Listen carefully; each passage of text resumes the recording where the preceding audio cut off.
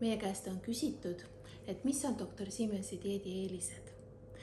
Ma omaette mõtlesin selle üle ja leidsin, et neid on vähemalt 10 kindlasti.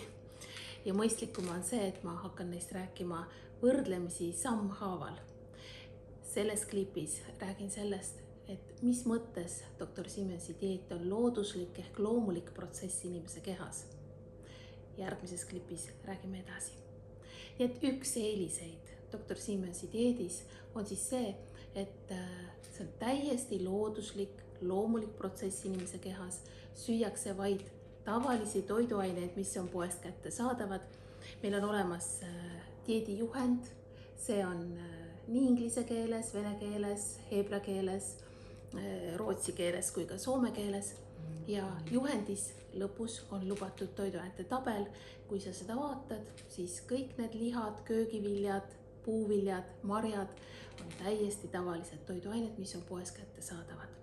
Lihtsalt doktor Siemensi dieeti saadab konkreetne reeglistik, mida peab järgima, ja tänu sellele käivitubki inimese kehas selline loomulik, looduslik protsess, mis aitab kehal lühikese ajaga kahandada vaid energiavaru rasvaarveid ja visceraalse rasvavaru.